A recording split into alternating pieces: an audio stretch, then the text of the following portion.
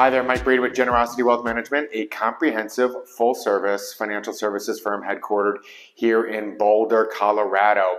It is the midpoint, half of the year is gone, half of it's still to go. And so I want to first talk about what's happened so far, where we are presently, and I want to talk about strategic and tactical levels of thinking going forward. First, what's happened so far, the unmanaged stock market indexes are at all-time highs, looking great. The first quarter of this year was outstanding. April wasn't so much fun. Frankly, we gave some of that up, but then May and June have been good, recovered, and back to highs again, which is outstanding. When you look at the kind of the growth, specifically the large cap area, that's been the winner so far this year. Kind of the loss on the equity side of the big categories are the smaller cap on the value. So if it's kind of small cap, smaller companies, in general, they're single digits. If it's larger company stocks, then it's double digits for the year, which is outstanding. As we look to the unmanaged bond indexes, those indexes that are more short duration, meaning a couple of years, are actually slightly positive for the year. If it's anything longer than that, they're probably a little negative for the year. So the unmanaged stock market indexes are positive for the year, from single to double digits. The bonds bond indexes that are short are maybe slightly positive, but the vast majority of the duration of the longer term are slightly negative. Most portfolios have a stock and bond component to it, which still makes sense. Okay, it's one of the reasons why the kind of mid to longer term duration bond indexes are negative is coming into 2024. Most traders had priced in a decrease in the rates from the Fed, the discount rate from the Fed over the next year, much more than what's actually happened so far and what they've led us to believe will happen for the rest of 2024. So it doesn't mean that it's not going to happen. It doesn't mean that the middle and the longer durations are not good places to still be and to have a portion of a portfolio in general, of course, but it just hasn't happened yet. So it's better to be too early than too late is the way we always say. So far 2024 looking great. The rest of the year we have a lot of stuff going on. Kind of the biggest impact is probably the election in November, the biggest uncertainty. They're neck and neck at this particular point. Has long-term consequences for how the next 4 years in the economy, the regulation, or things of that nature.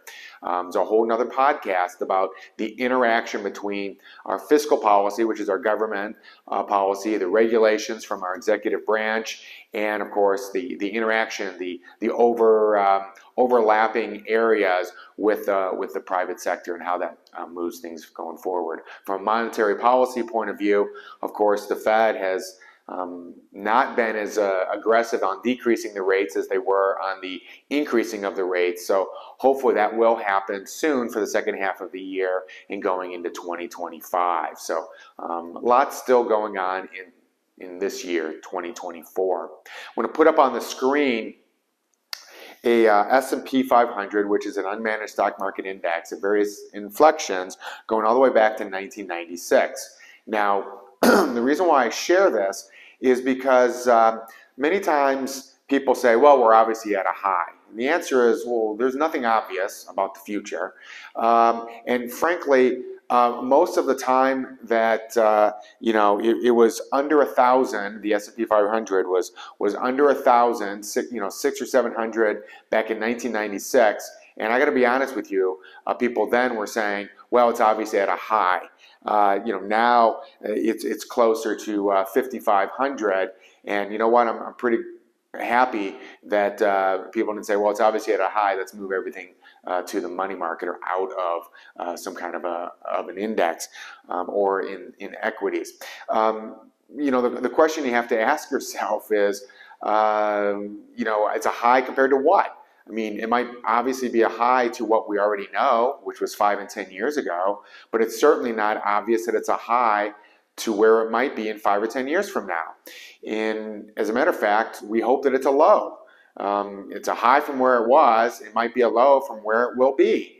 And if you don't believe that the future is brighter than today, then why do you have investments? I mean, if 5 and 10 or 20 years from now, whatever your time horizon might be, you don't believe that's going to be higher, then you got to put it in the mattress or in the CDs or money market. I mean, that's the answer. If you don't believe that, is it a high to where it would be in a week, a month, a year? Sure, possible. Okay, but that sure better not be your time horizon when you've got some kind of an equity position. So I just want to kind of highlight that. I mean, I have to tell you that the S&P 500 since 1980, which is 44 years, has had 33 positive years. So 3 out of 4 are positive, 1 out of 4 are negative, and the future could be different. I mean, it's just that simple. I want to kind of quickly change to strategic and tactical thinking, because this is really important, I believe. It's kind of what we do, where we might add the most value to our lives, and I, as your financial advisor or potential financial advisor, might add the most value. Strategic thinking is kind of the big picture. Tactical thinking, let me step back and let me give you an example. Strategic thinking, if you're working at a company, is, hey, if I work really hard, maybe someday I'll make department head, the head of the department. And then if I do that, then I'm going to become the chair of something bigger than that. And then someday, if I work really hard, I can be CEO and I'll be success in my career.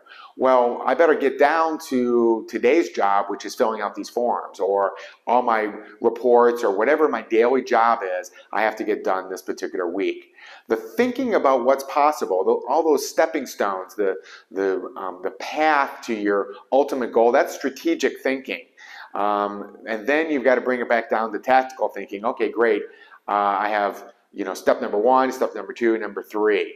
The strategic might be department to vice president to CEO, whereas we also have to get down to, okay, what's the nitty-gritty on my to-do list?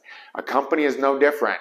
If you've got a manufacturing company, you're sitting here thinking, what are my customers going to need 3 and 5 years from now? What are my employees going to need 3 and 5 years from now? What's the environment? Where do I want to go? Do I want to sell the business at some point? Do I want to have my employees take it over? There's lots of different strategic decisions. But then I also have to make sure that we get the sales orders out today and this week so that we make our numbers. So we've got tactical, and then we have strategic. And the reason why I bring this up is your life is the same way. I mean, it's this cliche that life is a journey, but it's more than a cliche. It really is a journey.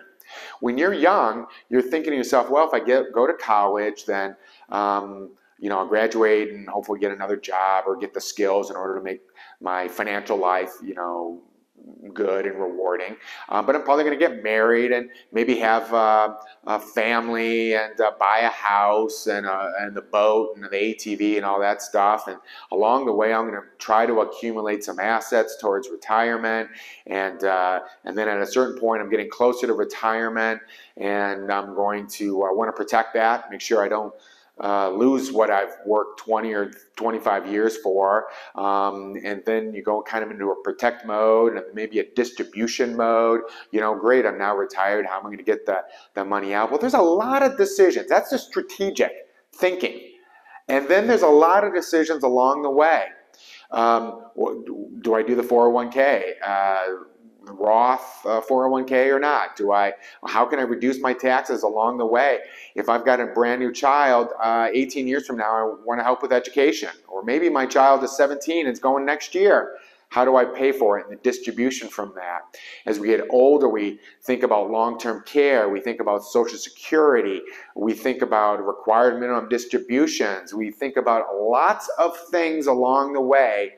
And my job is to help you with those strategic questions about where am I going, and then implement and help you. Maybe I take some of those tactical decisions on myself on your behalf that I'm then reporting to you, or we work on them together. Hey, did you do this? I can't do that, but have you worked on that? Like kind of knock those things off.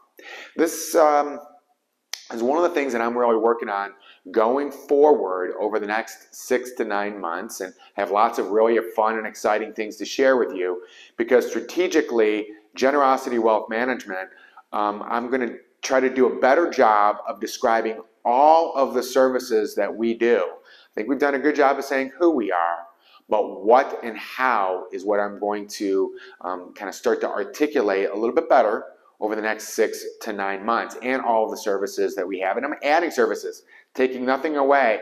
I'm enhancing and upping our game so that we can have Generosity Wealth Management 2.0 is what we talk about it here behind the scenes. So Generosity Wealth Management 2.0, new services, a better, more comprehensive list of all the things that you may or may not be taking advantage of. And I want you to get the most out of our relationship.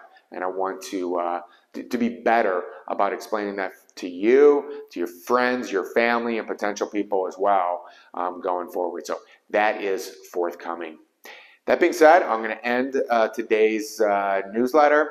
Mike Brady, Generosity Wealth Management, 303-747-6455. Give me a call, give me an email. Love to hear from you. You have a wonderful summer. Thanks. Bye-bye.